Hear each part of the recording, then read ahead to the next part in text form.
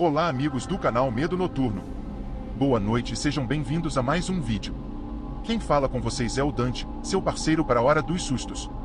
Irei acompanhar vocês daqui pra frente contando os relatos mais bizarros e sombrios que puder. Então vai lá e pega uma xícara de café e vem ouvir os relatos de hoje. Para ter uma experiência mais imersiva e envolvente, utilize fones de ouvido. Prontos? Vamos começar. O cheiro de ferro no ar era forte, quase sufocante.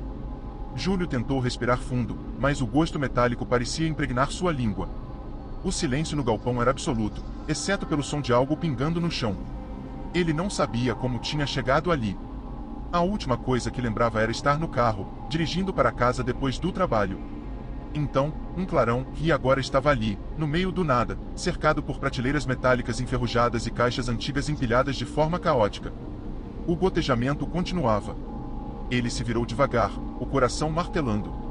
No teto, pendurado como um pedaço de carne em um frigorífico, havia um homem.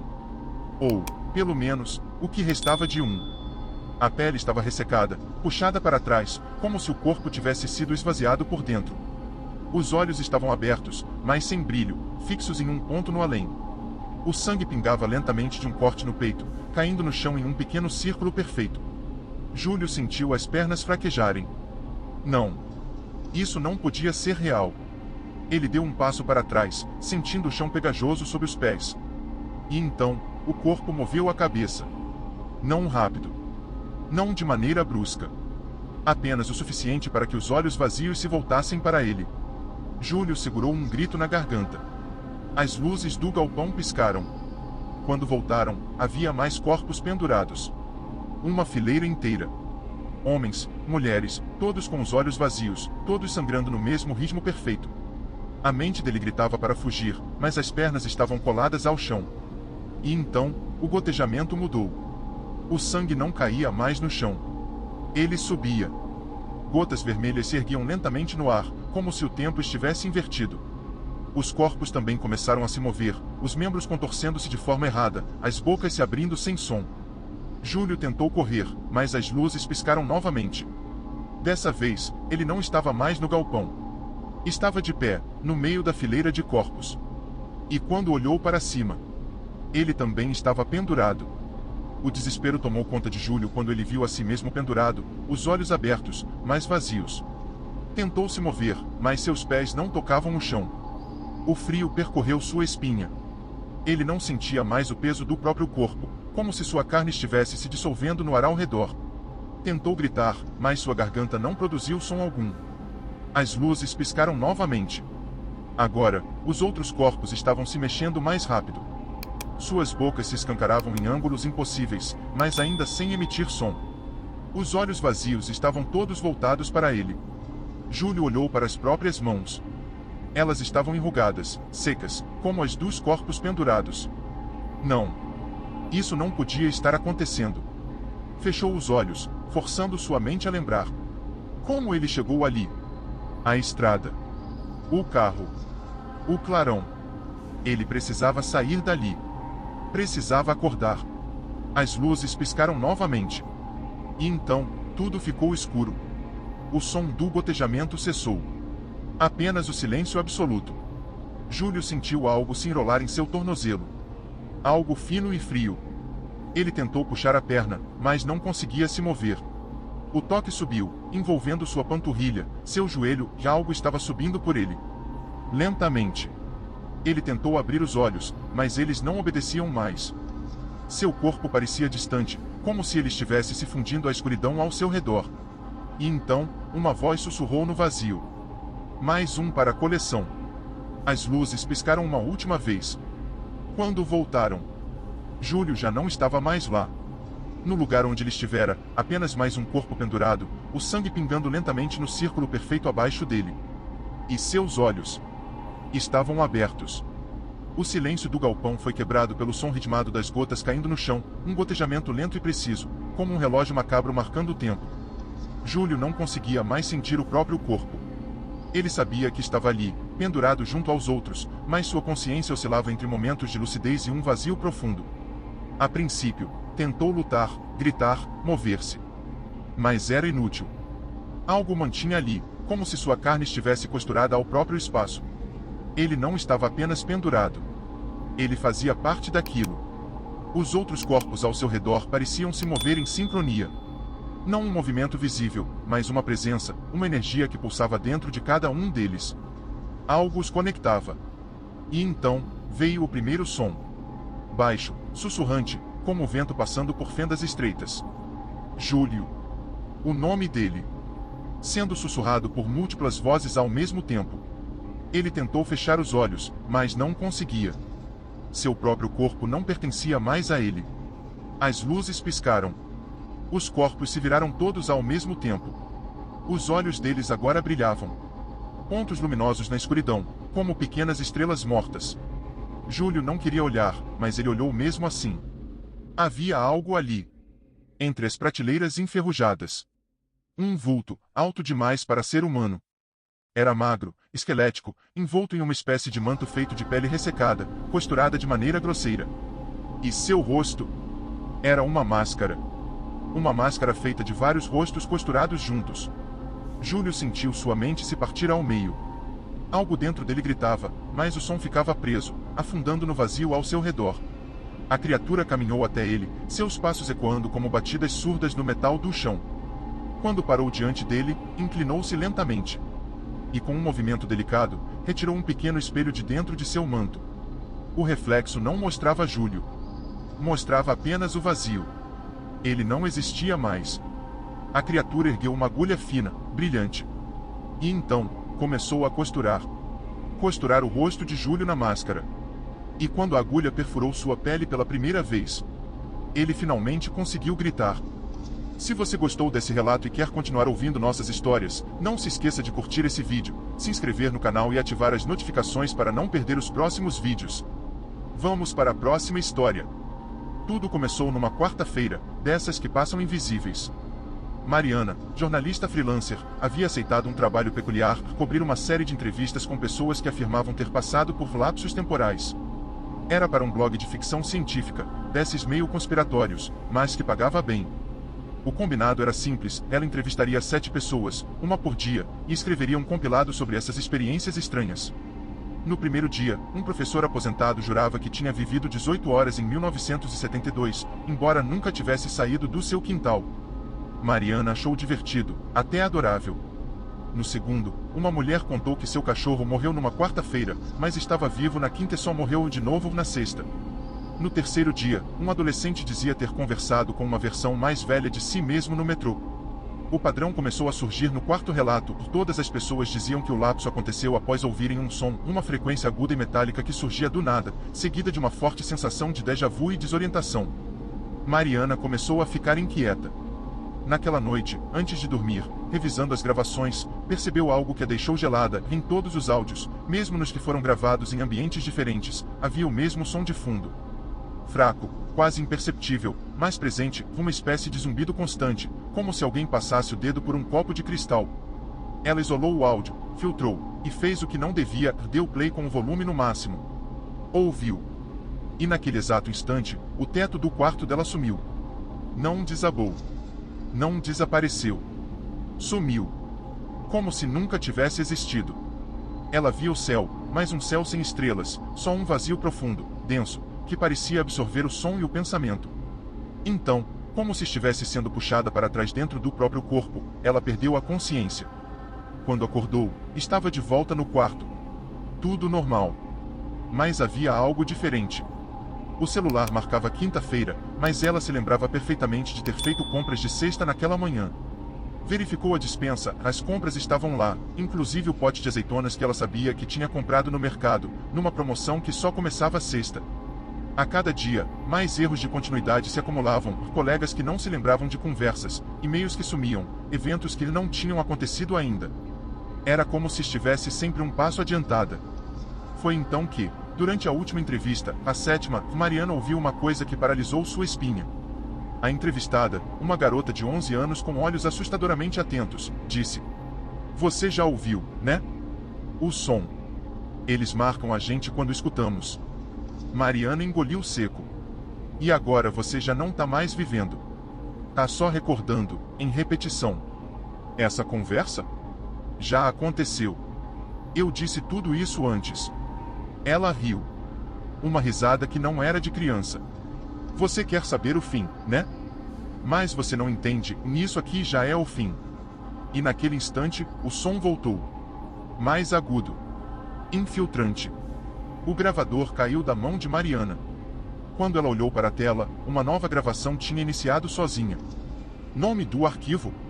Repetição underline final underline 0001.mp3.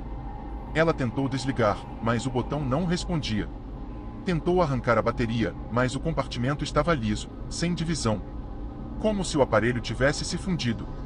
Como se fosse um artefato de outro mundo. A menina sorriu. Você vai acordar amanhã, achando que foi só um sonho. E de fato, Mariana acordou no dia seguinte, com uma sensação estranha de leveza. Mas algo estava errado. O céu estava muito azul. Silencioso demais. E os ponteiros do relógio andavam como se estivessem nadando em óleo grosso. Ela olhou o celular.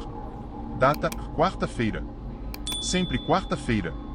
E a mesma notificação piscando na tela. Entrevista 1 de 7 agendada para hoje. Prepare o gravador. Mariana sorriu. Pela primeira vez em dias, sentia paz. Mas lá no fundo, algo ria com ela. Porque a história dela, e de todos os outros, não estava sendo contada. Estava sendo reproduzida. Mariana tentou resistir. Por mais que tudo estivesse igual, o céu, a sensação, até a playlist que tocava sozinha no fundo da aba do navegador, ela tentou quebrar o padrão. Ignorou a notificação. Não saiu para a entrevista. Desligou o celular, jogou o gravador na privada e puxou a descarga. Mas, às 17h43, uma batida na porta. 3 toques secos. Ela congelou. Por um segundo, pensou em fingir que não estava em casa, mas, então lembrou que já tinha feito isso antes. De alguma forma, ela sabia o que aconteceria se ignorasse, a porta abriria sozinha. E a figura do outro lado não entraria, a menos que ela olhasse diretamente para ela. Mariana respirou fundo e foi até a porta com passos firmes. Mas quando abriu, não havia ninguém. Só o gravador. Seco. Intacto. Com a luz vermelha piscando. Ela o pegou. Tremia. Entrevista 1 de 7 iniciada. Boa sorte. A voz que saiu do aparelho não era dela. Mas era com a voz dela. Não houve mais resistência. No fundo, Mariana sabia, o jogo não era sobre escapar. Era sobre entender. Na segunda repetição da semana, ela decidiu mudar de estratégia, começou a fazer perguntas que nunca tinha feito. Pressionou os entrevistados. Um deles, o adolescente do metrô, confessou algo inesperado. Eles não são do tempo. Eles são o tempo. O som não é como eles nos encontram. Eles quem? Os roteiristas. Ele riu, encolhido. Como se estivesse revelando um segredo pela última vez. Nós somos só versões reescritas. Tentativas. Na quarta repetição, Mariana começou a perceber que os erros de continuidade eram, na verdade, pistas. Cada coisa fora de lugar, cada glitch, era um lembrete de que alguém, ou algo, estava editando a realidade em tempo real testando finais diferentes. Cortando cenas. Reescrevendo personagens. E ela não era a autora. Era a cobaia. Mas foi na sexta repetição que a coisa mudou. Drasticamente. Ela acordou com um peso no peito. Não era metafórico. Era físico. Um pássaro. Um corvo de olhos brancos. Sentado sobre ela. Quando piscou, o animal já não estava ali. Mas em seu lugar, no criado mudo, um bilhete manuscrito. Pare de tentar entender. Aceite o papel. Naquela noite, sonhou com uma sala branca, infinita. Várias versões dela, sentadas frente a frente. Todas repetindo frases desconexas. Uma delas arrancava o próprio rosto, revelando um vazio pixelado. Outra chorava sem parar. Outra gritava, você é a versão que sobreviveu mais longe. Não desperdice isso. Na sétima e última repetição, Mariana fez o impensável. Durante a entrevista final com a garota de 11 anos, ela interrompeu a conversa, ergueu o gravador e falou. Eu entendi. Vocês não querem histórias. Querem reações. Emoções autênticas. Porque não podem mais senti-las. Silêncio. A menina arregalou os olhos. Você, lembra? Mariana assentiu. Não quero mais jogar. Quero sair. O gravador caiu no chão. A luz vermelha parou de piscar. E então tudo congelou. A menina, o quarto, o som do vento, até o cheiro de café que vinha da cozinha. O tempo, congelado em si mesmo. E, do teto, caiu algo que não deveria cair, uma folha de roteiro. Mariana pegou. Título. Versão 247, a protagonista que quis escolher. Final. Mariana entende. Mariana pede para sair. Mariana é deletada. Fim. Ela riu. Riu com a garganta, com os pulmões, com a alma. Então olhou para cima, encarando o teto infinito. Se é para deletar, ao menos tenham coragem de olhar nos meus olhos. E foi só isso. Um clarão branco. Silêncio. Na manhã seguinte, um novo arquivo apareceu no computador de um jovem escritor que nunca ouvirá falar de Mariana. Nome do arquivo. Versão 248, a protagonista que nunca perguntou. E assim a história recomeçou. Sem Mariana. Sem memória. Sem chance de fuga. Mas com você, talvez você seja a próxima tentativa. E aí, amigos do canal? Me respondam uma coisa. A que horas vocês estão assistindo a esse vídeo? Quero saber quem são os corajosos que ouvem esses relatos à noite. Bora pro próximo. Tudo começou com o caso de uma senhora chamada Salete. Viúva, 84 anos, morava sozinha desde que o marido, Benedito, foi enterrado no cemitério da Penha há mais de 20 anos. O detalhe estranho? Ela ia ao cemitério todos os dias desde então. Mesmo em dias de chuva torrencial. Mesmo em feriados. Mesmo quando o portão estava trancado, ela dava um jeito de entrar. A princípio, todos achavam que era coisa de velhice. Apego. Vínculo emocional. Mas em agosto do ano passado, os funcionários do cemitério notaram que havia algo estranho. A terra do túmulo de Benedito nunca estava seca. Mesmo após semanas sem uma gota de chuva, sempre havia uma espécie de umidade densa ao redor. Como se o chão respirasse. Um dos coveiros, Genilson, decidiu abrir uma parte do túmulo por curiosidade mórbida. E o que ele encontrou não foi um caixão podre, mas uma escada. De madeira antiga, como aquelas usadas em poços. Achando que era alguma construção subterrânea esquecida, ele desceu. Contou 27 degraus. Ao chegar lá embaixo, encontrou um túnel estreito, sufocante, forrado de velas apagadas. No fim dele, uma porta de ferro, coberta de símbolos entalhados à faca. Um dos símbolos estava fresco, como se alguém o tivesse feito recentemente. Genilson voltou para cima pálido, dizendo que ouviu a voz de uma mulher atrás da porta. E não era uma voz aleatória. Era a voz da dona Salete, chamando pelo nome do marido, como se estivessem ali juntos. Quando ele contou isso, os outros funcionários riram. Disseram que era estresse. Mas naquela noite, Genilson desapareceu. O único rastro foi sua lanterna, deixada na beirada do túmulo, ainda acesa. Na manhã seguinte, Salete foi vista no mesmo túmulo, parada. Mas havia algo de errado. Seus pés estavam descalços, cobertos de terra. Suas unhas estavam negras, e o cabelo, que antes era branco, agora parecia ter absorvido uma coloração escura, quase azul petróleo. Ela olhou para o novo coveiro e disse: ele não devia ter aberto. Depois disso, ela se sentou ao lado do túmulo e permaneceu lá. Por horas. Quando o segurança foi verificar de perto, Salete não estava mais. Nem o corpo. Nem vestígios de deslocamento na terra. Somente o túmulo estava aberto. A escada continuava lá, mas agora havia algo a mais, um som grave, pulsante, vindo de baixo da terra. Como o som de um coração, mais lento, profundo, ressoando por toda a extensão do cemitério. Desde então, aquele túmulo foi selado com concreto e cercado por grades. Ninguém se aproxima. Mas dizem que, nas madrugadas de lua cheia, você pode ver pegadas descalças ao redor dele. Como se alguém tivesse subido. E se você ouvir com atenção, pode escutar Salete chamando o seu nome. Mesmo que você nunca tenha conhecido essa senhora. Após o selamento do túmulo com concreto armado e a instalação das grades, o cemitério da Penha ficou em silêncio por uns dias. Era como se o lugar estivesse aguardando. O que ninguém sabia é que aquilo não havia terminado, só estava hibernando. Foi numa madrugada abafada, 3 dias depois do sumiço da dona Salete, que os cães do vigia começaram a uivar. Sem parar. Não era latido. Era agonia pura. Quando o vigia, Joaquim, Saiu com a lanterna para ver o que estava acontecendo. Encontrou os 3 cachorros encolhidos juntos, olhando para o túmulo selado. A lanterna falhou exatamente quando a temperatura caiu 10 graus em menos de 2 segundos. Joaquim não viu nada. Mas sentiu. Algo ali respirava. Não no sentido figurado. O concreto vibrava com um ritmo cadenciado, como uma caixa torácica. No dia seguinte, ele pediu demissão. Disse que os olhos de Salete estavam no escuro. Literalmente. Disse que os viu. 2 olhos muito abertos, dentro do breu da noite, do lado de fora das grades. Sem corpo. Só os olhos. Mas isso não foi o pior. Uma semana depois, 3 túmulos próximos começaram a afundar sozinhos. Sem escavação. Sem obra. Sem motivo. Apenas desmoronaram para dentro, como se estivessem sendo engolidos. Os corpos, ao serem verificados, estavam desaparecidos.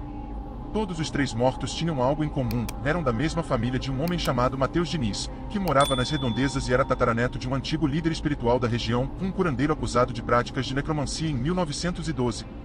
O nome do curandeiro? Benedito. Sim. O marido de Dona Salete.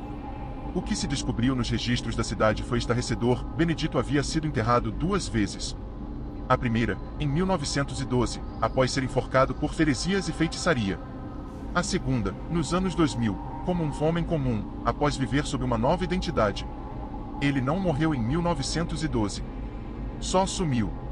E reapareceu anos depois, mais jovem do que deveria ser. Os rumores indicavam que ele havia feito um ritual de transmutação, transferindo sua consciência entre corpos através de sacrifícios. Salete era guardiã. Ela sabia de tudo. A cada novo corpo, ela fazia os rituais. Cuidava do segredo. Mas o último corpo não resistiu. O ritual falhou. E o espírito original de Benedito ficou aprisionado naquele espaço entre mundos, sob o cemitério. Salete passou os últimos 20 anos tentando resgatar ele sozinha. Descendo pela escada. Alimentando aquilo.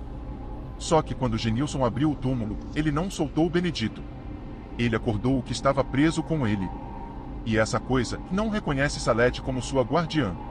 Agora, dizem que quem passa em frente ao cemitério entre 2 horas e 3 horas da manhã escuta a voz de um homem jovem chamando: "Eu sou Benedito, mas não sou só isso." Alguns moradores relataram que seus parentes falecidos apareceram para eles em sonhos, pedindo que seus túmulos fossem exumados. Dizem que estão sendo puxados para o vazio, e que Benedito quer vestir alguém novo. Na semana passada, o vigia novo foi encontrado desacordado, com um papel amarrotado na mão. Nele, escrito com sangue seco, estava a frase: "Se eu for o último, tudo começa de novo." O nome no rodapé do papel: Mateus Diniz. O tataraneto. E ele está desaparecido. 2 semanas se passaram desde o desaparecimento de Mateus Diniz.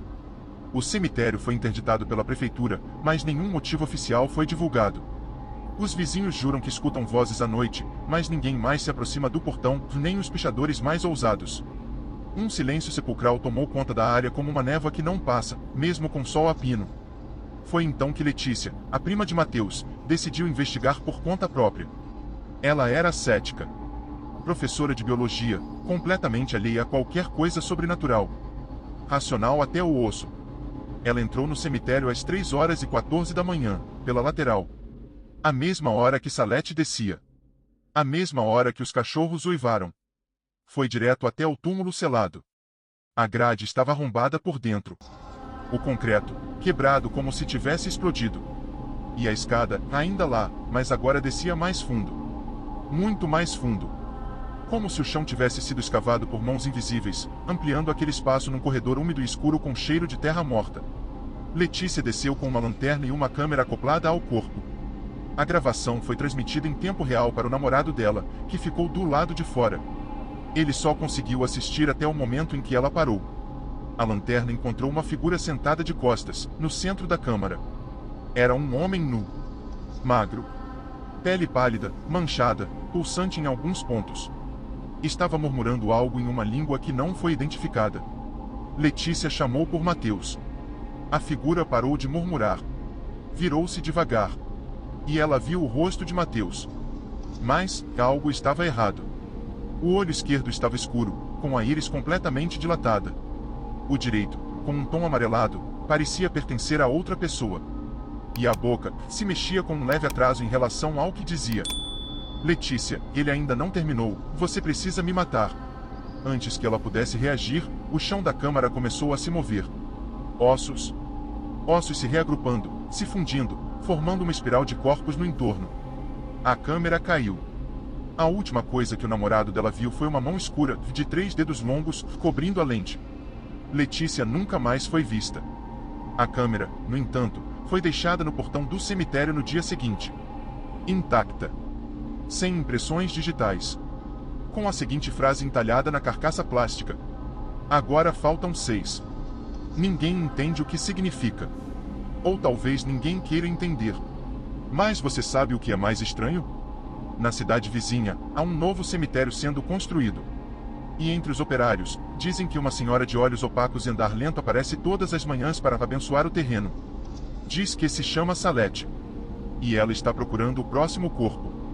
Agora me diga, você já reparou se seu sobrenome tem alguma conexão com os Diniz? Tem certeza? Porque ele só precisa de mais 6. Se você está gostando dos relatos e gostaria de nos apoiar, inscreva-se no canal e ative o sininho de notificações para receber os próximos vídeos. Seu apoio é essencial para nós. Vamos para o próximo relato. Os arquivos do hospital estavam errados. Pelo menos, era isso que Marta queria acreditar. Sentada na sala de registros, ela folheava os papéis com a testa franzida.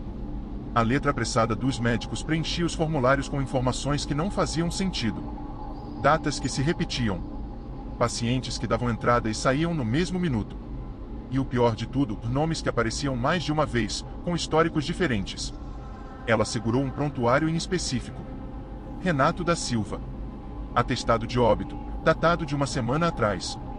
Ela puxou outro papel da pilha. Renato da Silva. Consulta marcada para amanhã. Aquilo não fazia sentido. Marta olhou ao redor. O setor de arquivos era uma sala pequena e abafada nos fundos do hospital, longe da movimentação dos corredores. Estava sozinha ali. Ou pelo menos achava que estava. Porque, de repente, sentiu um cheiro estranho. Algo entre mofo e carne crua. Ela segurou os papéis com mais força. O ar pareceu ficar pesado. Marta levantou-se devagar e caminhou até a porta. Mas antes que pudesse tocá-la, ouviu um som atrás de si. O farfalhar de papéis. Virou-se rápido. Os arquivos estavam sendo movidos. Não pelo vento, não havia janelas ali. Mas então, no meio da prateleira de registros, algo a fez prender a respiração. Um dos papéis começou a escurecer. A tinta manchou sozinha, se espalhando sobre a folha como se alguém estivesse riscando algo. Marta deu um passo hesitante para frente. O papel agora estava todo preto, exceto por uma única palavra que surgiu ali. Seu nome. Ela recuou. O coração martelava. E então, uma porta trancou sozinha. O trinco girou com um estalo seco. Ela estava presa. O cheiro de carne crua se intensificou. E no canto da sala, entre as prateleiras de metal, algo se moveu. Uma sombra. Um vulto, baixo e encurvado, com articulações que pareciam estar no lugar errado. Marta prendeu o fôlego. A criatura deu um passo à frente. Ela não tinha rosto. Mas segurava um prontuário. O prontuário de Marta. E, lentamente, virou a página, como se estivesse lendo o futuro dela. O papel farfalhava entre os dedos ossudos da criatura, emitindo um som seco que ressoava na sala abafada. Marta ficou paralisada. O prontuário que aquela coisa segurava tinha seu nome impresso na parte superior, mas o que a deixou realmente apavorada foi o que estava escrito logo abaixo. Data de admissão, hoje. Data de óbito, hoje. O sangue dela gelou. A criatura virou mais uma página, e Marta sentiu uma pressão esmagadora no peito, como se alguém estivesse puxando seu ar de dentro para fora. Seu corpo ficou pesado, os músculos rígidos. Não era possível. Ela não podia estar morta. Ela estava ali. Ela sentia o próprio corpo. Com um esforço tremendo, Marta forçou as pernas a se moverem. Correu para a porta e bateu no metal com força. Socorro! Tem alguém aí? Nenhuma resposta. A sala ficou mais fria. A criatura continuava ali, imóvel, segurando o prontuário como se estivesse esperando. Marta tentou abrir a porta, mas o trinco não cedia. O cheiro de carne crua era tão forte que fazia seus olhos lacrimejarem. Ela precisava sair dali. Foi então que percebeu algo. Os arquivos ao redor estavam mudando. As etiquetas nos fichários tremiam, como se fossem apagadas e reescritas ao mesmo tempo. Ela olhou para os prontuários espalhados sobre a mesa. Todos estavam diferentes. Todos agora tinham o nome dela. Marta cambaleou para trás. Não, isso não pode estar acontecendo. Ela voltou a olhar para a criatura. Agora, ela não segurava apenas um prontuário. Eram vários. Todos os registros que um dia pertenceram a outros pacientes agora traziam apenas um nome. O nome dela. O ar ficou mais denso, e Marta sentiu algo apertar sua garganta, como se fios invisíveis estivessem a puxando para dentro da sala, para dentro daquele espaço que não era mais real. Seus ouvidos zumbiam. Sua visão ficou turva. A última coisa que viu antes de ser completamente consumida foi a criatura folheando mais uma página do seu prontuário. E sorrindo sem boca. Depois disso, não houve mais nada. Na manhã seguinte, a equipe do hospital estranhou a ausência de Marta. Foram até a sala de registros para procurá-la. Mas quando abriram a porta, encontraram a sala exatamente como sempre fora. Nenhum sinal de Marta. Nenhum sinal de qualquer coisa errada. Exceto por um único detalhe. No meio dos arquivos antigos, havia um novo prontuário. Nome: Marta Andrade. Data de admissão: ontem. Data de óbito: ontem. E ninguém, nem mesmo os médicos mais antigos, lembrava-se de uma Marta Andrade ter trabalhado ali. Os registros foram arquivados, como sempre acontecia quando um paciente falecia ou alguém desaparecia sob circunstâncias inexplicáveis. O hospital continuou funcionando, os funcionários seguiram suas rotinas, e o caso de Marta Andrade foi rapidamente esquecido. Até que, algumas semanas depois, algo estranho começou a acontecer. Primeiro, foram os arquivos. Enfermeiros e médicos notaram que os prontuários estavam sendo alterados. Datas que não faziam sentido apareciam do nada. Pacientes que haviam recebido alta voltavam a constar como internados. E o mais inquietante, nomes de pessoas vivas surgiam em certidões de óbito antes mesmo de qualquer tragédia acontecer. Os médicos achavam que era um erro do sistema. Até que um deles desapareceu. Doutora Helena Castro, chefe da ala cirúrgica, entrou no setor de registros para verificar os arquivos e nunca mais saiu. Assim como Marta. Assim como outros que vieram depois. O hospital, uma instituição centenária, começou a ganhar fama entre os funcionários. Sussurros nos corredores, conversas baixas entre os turnos da noite. Alguém falava sobre os arquivos vivos. Outros falavam sobre uma presença que esperava dentro da sala de registros, algo que segurava prontuários com datas que ainda não tinham acontecido. Mas ninguém ousava entrar lá sozinho. Até que um estagiário novo, sem saber da história, foi enviado para arquivar alguns documentos antigos. E nunca mais foi visto. A única coisa que restou dele foi um novo prontuário no arquivo. Nome: Carlos Meireles. Data de admissão: hoje. Data de óbito: hoje. E, assim como Marta, ninguém se lembrava dele. Antes de irmos para o último relato do dia, se você chegou até aqui e gostou, me conta nos comentários qual foi sua história preferida junto com um emoji de foguete. Agora bora fechar o vídeo com chave de ouro. Quarto 815. Baseada em relatos que ninguém deveria ter coragem de ler à noite. O Hospital Nossa Senhora da Redenção era um desses prédios antigos que insistem em continuar funcionando, mesmo depois de tantas reformas, troca de gestão, escândalos abafados e corredores que rangem sem ninguém por perto. No 8º andar, funcionava a ala psiquiátrica.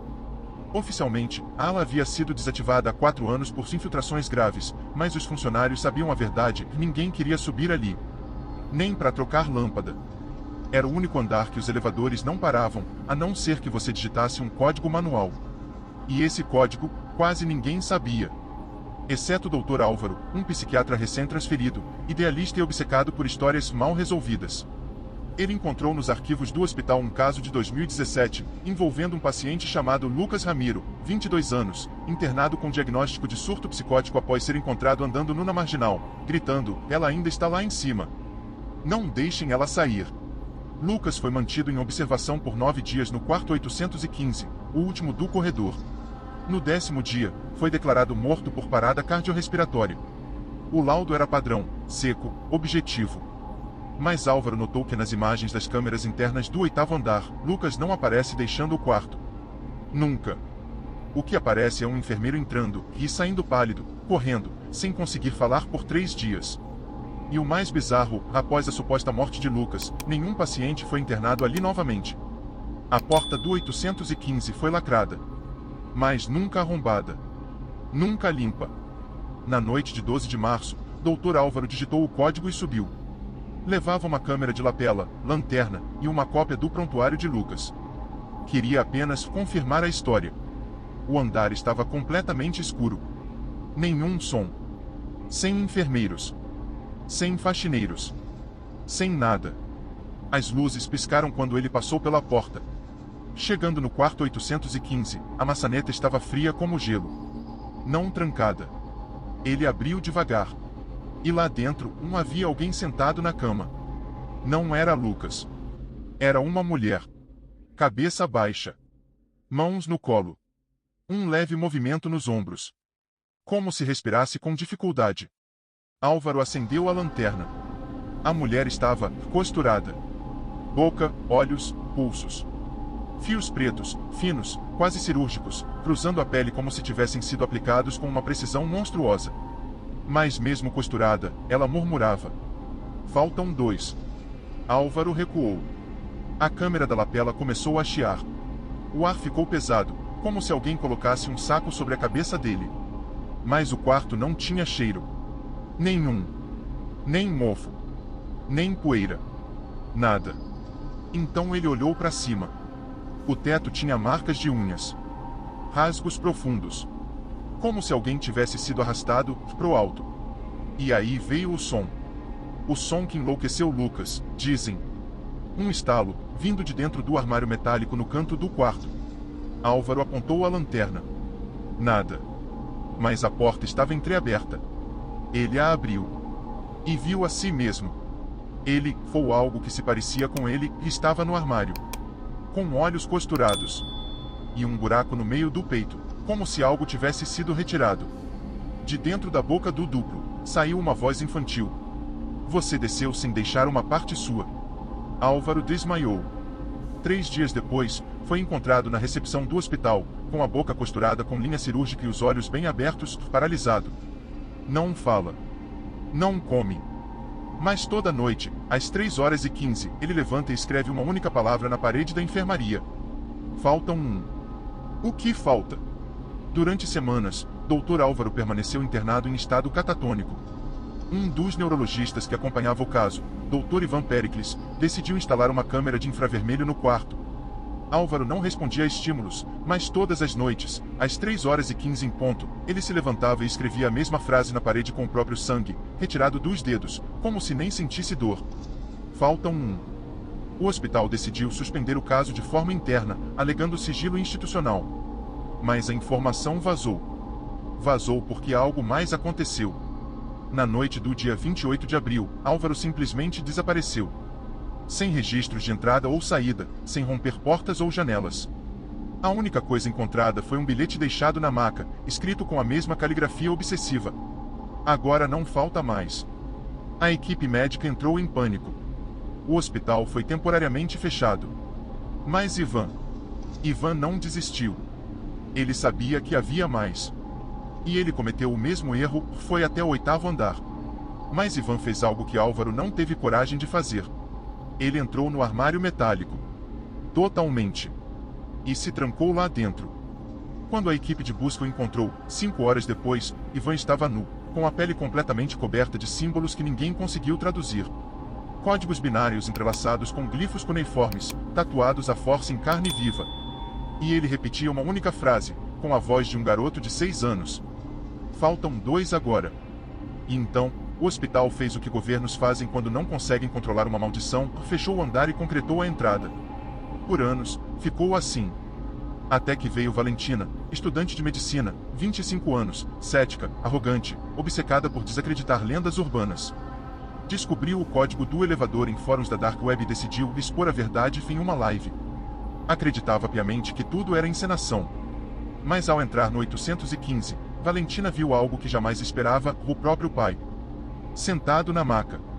O homem que desapareceu quando ela tinha 8 anos, e que até então era considerado morto. Ele olhava fixamente para ela com os olhos costurados, o mais sorria. E, sem mexer a boca, ela ouviu. Agora só falta você. A live caiu naquele momento. Valentina sumiu.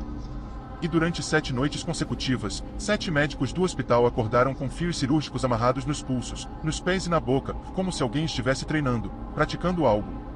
O hospital agora existe apenas como fachada. Por fora, é uma clínica de especialidades. Por dentro, é um relicário de horrores. Na ala 800, ninguém entra. Mas todos ouvem. Batidas. Vozes infantis. E sussurros que não têm direção.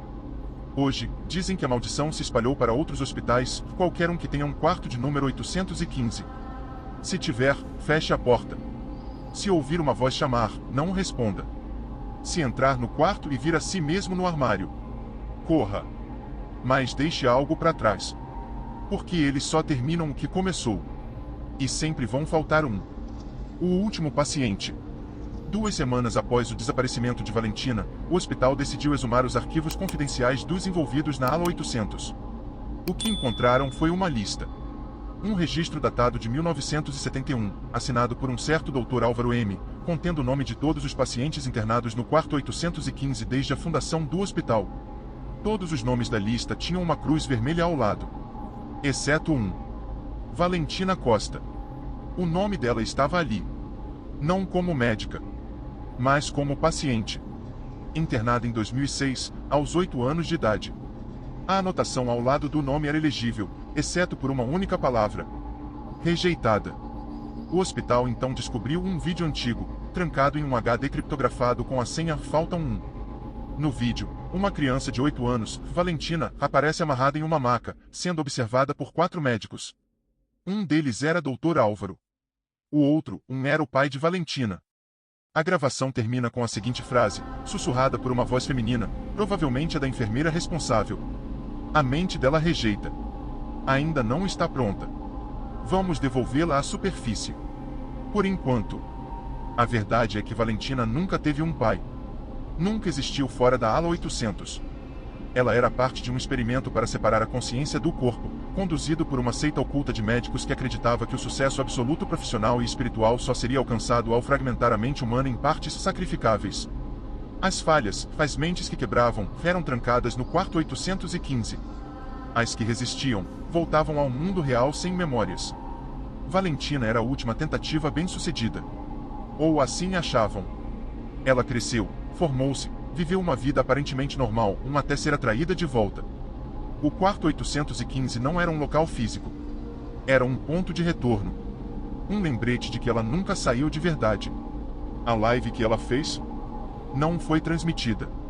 Foi um looping interno. Um teste. Um eco da própria mente tentando alertá-la que o tempo acabou. O vídeo termina com ela parada no centro do quarto, cercada por todos os pacientes anteriores, todos idênticos a ela, com pequenas variações. Eles murmuram em uníssono. Agora, todos nós lembramos. E então, numa última imagem, Valentina na sala de cirurgia. Só que, dessa vez, ela está operando. Na mesa, está você. Você, que leu isso. Você, que agora conhece o número do quarto. Você, que está com a sensação incômoda de já ter estado lá, mas não consegue lembrar quando. Não se preocupe. A maioria não lembra mesmo. Até faltar um. E então, amigos do Medo Noturno, gostaram dos relatos? Algum te chamou mais atenção? Me conta aqui nos comentários. E não se esqueçam de se inscrever no canal e ativar o sininho para não perder nenhum vídeo. Estaremos aqui todos os dias. Espero por você aqui. E para vocês não ficarem muito ansiosos até o próximo vídeo sair, vou deixar aqui na tela 2 outros relatos que eu sei que vocês irão gostar. Aproveitem e me deem o feedback de vocês. Fui.